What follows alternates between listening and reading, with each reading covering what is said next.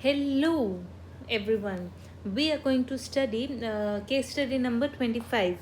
So, here the case study digest relates to financial year 21-22 and assessment year 22-23. So, here but the topics are same, and there are very few amendments, and in this case study there are no amendments. So Mr. Adesh, an Indian citizen, moved permanently to USA with his family on 10th November 2017 for the purpose of taking employment. When a person moves outside of India for the purpose of employment, condition of only 182 days has to be seen, and since he moved out on 10th November, that means he stayed for more than 182 days, 182 days in the immediately preceding previous year, and therefore he is a resident for financial year 17-18. 182 days condition has to be seen. And prior to that, he was employed in an MNC in India. Mr. Adesh invested rupees 1 crore in Mayur Videsh Private Limited, referred to as Mayur Videsh, an Indian company, on 1st April 2021. Mayur Videsh is engaged in the trading of belts. He is engaged in trading of belts. Mr. Adesh holds 1 lakh shares of rupees 10 each, and the balance sheet of Mayur Videsh on 31st March 2021 is as under. So what we come to know is Mayur Videsh is a private company. Mr. Adesh has invested 1 crore and has 1 lakh shares of rupees 10 each. Therefore, he is holding 50% of the voting power in Mayur Videsh. Now here the balance sheet of March 31st March is given with the fair market value on 31st March and stamp duty value, and balance sheet on as on 1st October 21 with the respective fair market value and stamp duty value. Mr. Adesh sold his entire stake on 1st October 21. So he bought it on 1st April and sold it on 1st October, that is less than 24 months. And so therefore it will be a short term capital gain. And since it is a private limited company, valuation as per section 50 CA will be applicable. We will have to value the sets, and we will have to value the stake of Mr. Adesh as per valuation rule of 50 CA, because it is a private limited company. Then during previous year 21-22, under EOI agreement signed with Switzerland, the assessing officer got some information about Mr. Hadesh being the beneficial owner of bank accounts in Switzerland in the previous year 17-18, in which he was a resident. So the year in which a person is resident has, if he has any undisclosed income, he has not disclosed anywhere in the file return of income for any year. Therefore, it is an undisclosed income. Any undisclosed income relating to the year in which a person is a resident and is liable to assessment as per Black Money Act. The AO served a notice under Section 10 to on Mr. Adesh for the purpose of making inquiry and to produce the documents for the purpose of making assessment.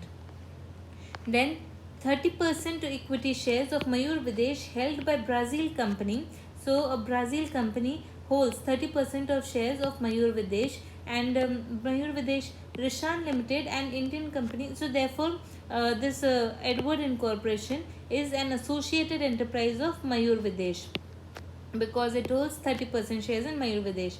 Now, Rishan Limited, an Indian company, had entered into an agreement with Edward Incorporation dated 15th July 21 for import of bills. So, and then Rishan had entered into an agreement with Mayur Videsh on 10th August next month, 10th August 21, whereby it will sell the belt bought from Edward Incorporation to Mayur Videsh. The entire stock requirement of Mayur Videsh is sourced from Rishan Limited. Mayur Videsh has not shown not shown the transaction with Rishan Limited in transfer pricing documentation. Now this Edward Incorporation is an associated enterprise of Mayur Videsh. Since it has routed this transaction through Rishan Limited, Rishan Limited, this is a third party. They have involved a third party to deviate the transaction, international transaction. And so provision of deemed international transaction states when there exists a prior agreement in relation to the relevant transaction between the other person, that is between the other person and the associated enterprise, then it is a deemed international transaction. And since he has failed to report the international transaction, he will be liable for penalty under section 270. Then Mr. Adesh's close friend Mr. Patrick, a foreign national based at Belgium, had purchased 1000 listed shares of M&M Company, an Indian Limited, an Indian company, at a price of rupees 150 per share in 2011 in convertible foreign exchange. When we see this term, we immediately go think about chapter 12a, but here we also need to see chapter 12a is relating to a non-resident Indian, that is an NRI, but here Mr. Adesh's close friend Mr. Patrick is a foreign national. He is not an Indian resident. He is not an Indian at all. He is a foreign national. Therefore, he is a non-resident, and therefore chapter 12a will not be applicable, and normal sections of section 112a and 111a will be applicable. He bought 500 shares of the same company at a price of rupees 250 on 1st April 21. The fair market value on 31st January 2018 was 200 per share. He sold the shares which were bought in 2011. He sold those at rupees 3,50,000. So we have to calculate the cost of acquisition. It will be lower of fair market value or sale value, which is sale value is 350 per share and fair market value whichever is lower. So 200, compared it with the cost of acquisition, whichever is higher, 200, or cost of acquisition whichever is higher, which will be 200. Therefore 350 minus 200 will give us 150 per share, and since 1000 shares, 1,50,000 long term capital gain. And then the shares which were bought on 1st April 21 is 250 cost of acquisition, fair market value 200, and selling price per share is 450, as there were 500 shares. So lower of 450 and 200 and higher of 200 and 250, which is 250. 450 minus 250 will be 200 per share, and multiplied by 500 will give you 1 lakh short term capital gain. Next paragraph, Mr. Patrick works in Bravio Incorporation, Belgium. Bravio Incorporation holds 75% of equity shares in an Indian company by the name John Limited, engaged in trading tires manufactured in India. John Limited holds 35% shares in Phalem LLC at UAE. So further, there will be a question whether Bravio and Phalem are associated enterprise. So we will see 75% of 35% will be 26.25%, and therefore Bravio and Phalem will be associated enterprises. Then next, another employee of Bravio Incorporation, Mr. Ashish, an Indian citizen aged 62 years, left the company and decided to return to India and start his own trading business of leather goods. He returned to India after 10 years from Belgium on 1st January 2022. He earned rupees 10 lakh as salary from 1st April 21 to 31st December 21, which was credited to his bank account in Belgium. From trading business, he suffered a loss of rupees 83,000. He has taken a flat in Patna and his which is his native place on rent for 30,000. So since he left he returned to India after 10 years, his residential status will be either resident or resident but not ordinarily resident. But here since he is stayed in India for less than 182 days and he is not stayed in so he will be a non-resident, because we cannot see the second condition also, that is 60 days plus 365 days in the preceding previous years. Therefore he will be a non-resident, and since he is a non-resident, the salary earned salary earned in outside India will not be taken for calculation of his income. Then from trading business he suffered a loss, and he paid rent. So when rent is shown, then 80 GG will come into picture, and we have to calculate the rent. We have to calculate the deduction allowed under section 80 GG. He transferred all his foreign savings in Indian bank accounts and earned interest income of 8,33,000 from fixed deposits.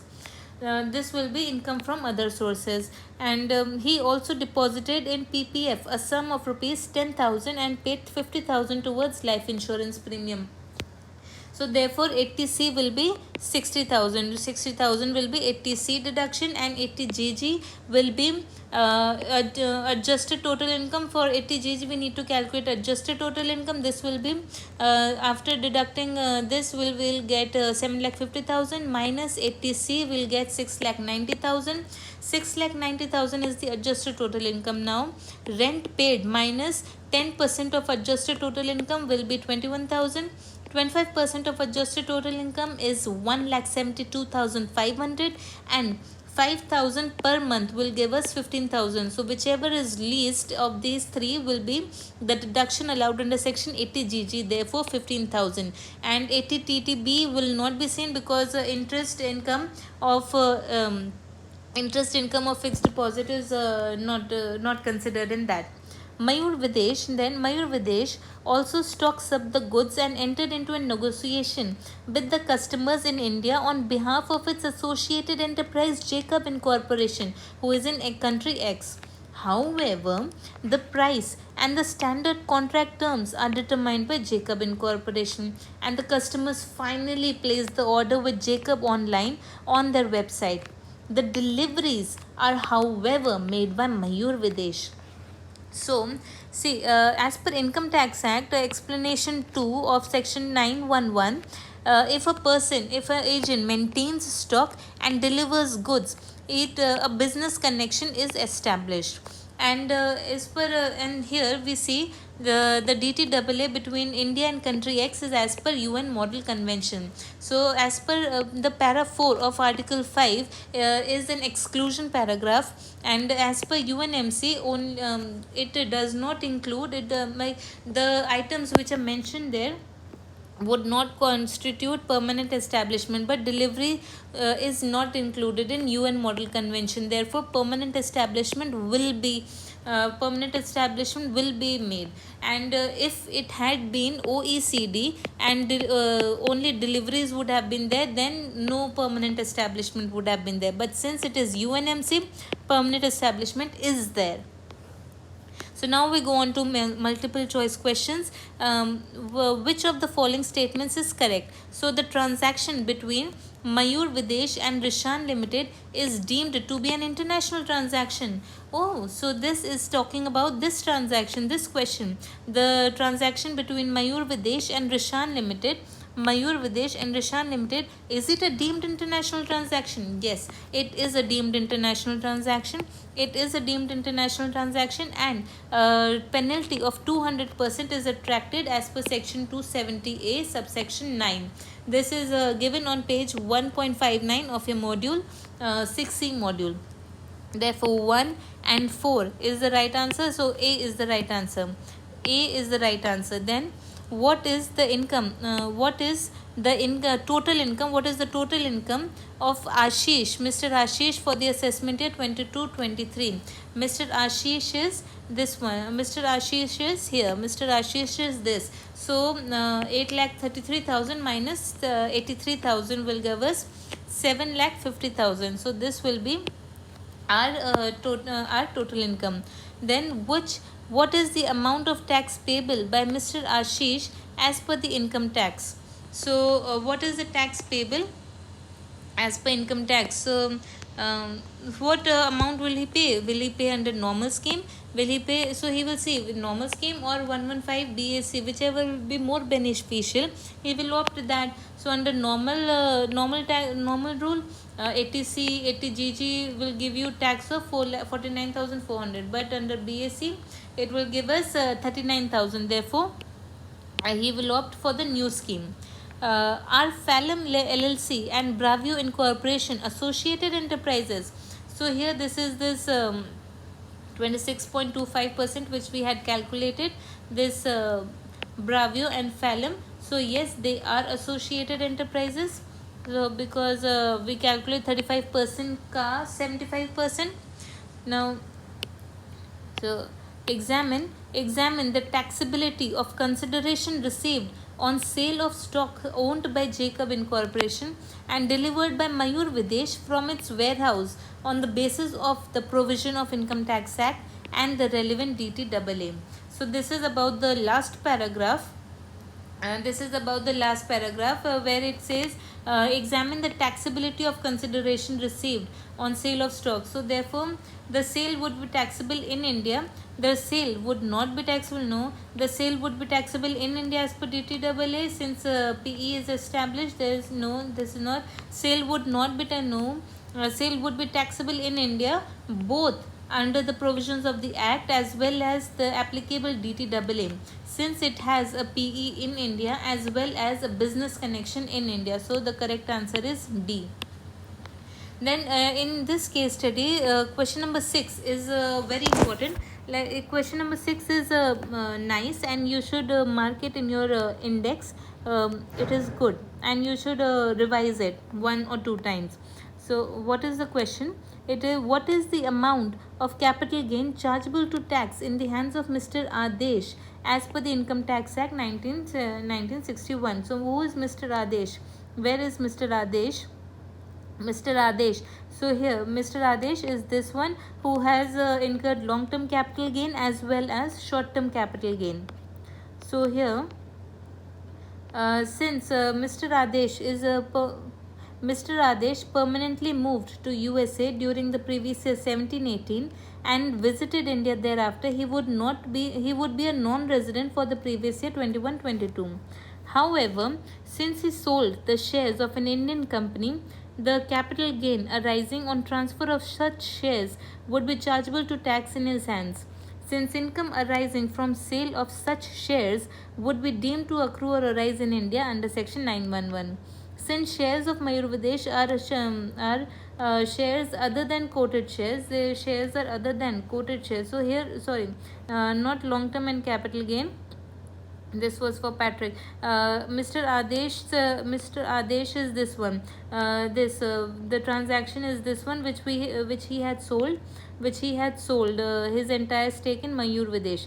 So since he is a non-resident, he sold shares of entire stake of Mayur Videsh, and it is a private limited company. Therefore 50 CA will be seen. 50 CA क्या कहता है? 50 CA says that if the sale consideration is less than fair market value, then the fair market value will be equal to the full value of consideration, and this is done as per Rule 11 UAA and read with Rule 11 UA. And this fair market value will be determined on the valuation date, which is the date on which the shares are transferred. Therefore 1st October will be the valuation date, and so we will see the balance sheet of 1st October, and this balance sheet is of no use. We will only see this balance sheet, and the valuation rule as per 11 UA, what does it say? It says that we have to see the book value of all the assets except jewelry, artistic work, shares, securities and immovable property. For these jewelry, artistic work, shares, securities, we need to see fair market value. For immovable property, we need to see stamp duty value, and for all the other assets, we need to see book value. And similarly for liabilities, we need to see book value of all liabilities excluding paid up capital. Paid up capital, reserves and surplus, contingent liability, unascertain liabilities, provision for taxation. These we do not have to see. So this book value of assets other than those mentioned specifically, it will be, so other than jewelry, other than shops, here for shops we need to see the stamp duty value, which is 2 crore 30 lakh for shop. For jewelry, we need to see fair market value. For see the paintings and jewelry, we have the fair market value. Say for this is done, this is done, this is done. And for shares in Reliance Industry, we need to see the open market value, which is 13 lakh. That, and the stock is 80 lakh. So this we have to see book value. And similarly for liability side, we do not have to see this. Share premium, no. Share reserves and surplus, no. Provision to pay under Competition Act, pending investigation, therefore it is a contingent liability, therefore no. Only 65 lakh will be seen for the purpose of valuation as per 11 UAA.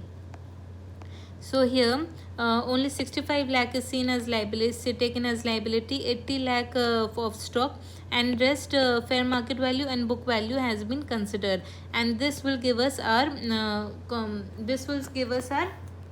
value for the company. And now we have to proportionately calculate the value of Adesh, Mr. Adesh. He had 10 lakh shares and total number of shares were 20 lakh. Therefore, his proportionate value, fair market value, is 2 crore 636 lakh 50,000. Then, since it is less than 1 crore 50 lakh, which was his actual sale consideration, the actual sale price will be 2 crore 36 lakh. And accordingly, we will calculate capital gain. We will calculate capital gain from 2 crore 36 lakh 50,000 minus 1 crore, which will give us a short term capital gain of 1 crore 36 lakh 50,000. Then question number 7. Question number 7 is Mr. Patrick wants to opt for special provision. So question number 7, here what it says is Mr. Patrick wants to opt for special provisions under chapter 12A. He wants to offer special provisions under chapter 12A relating to tax on certain incomes of non-residents.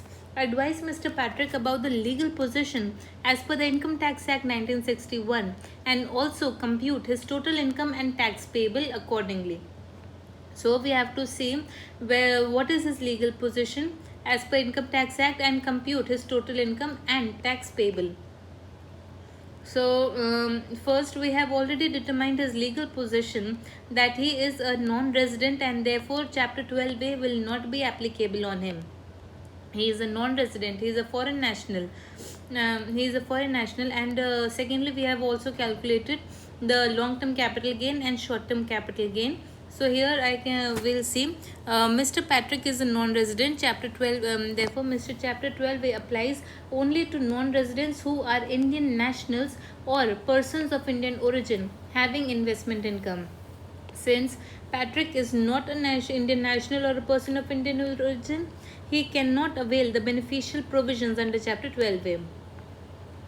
Then this short-term capital gain and long-term capital gain has been calculated, and short-term capital gain under section 111A at the rate of 15% will be taxable, and long-term under section 112A in excess of rupees 1 lakh at the rate of 10% plus 4% cess.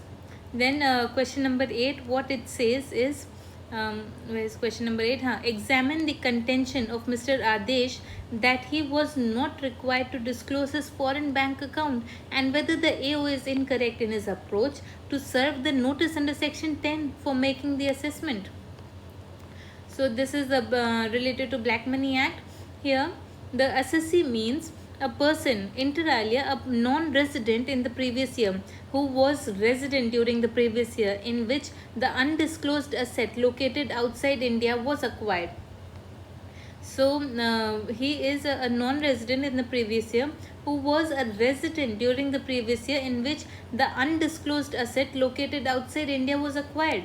In the present case, Mr. Adesh was resident till 1718, but he ultimately left for India for employment. As per information received by AO, the SEC owned the bank account during that year.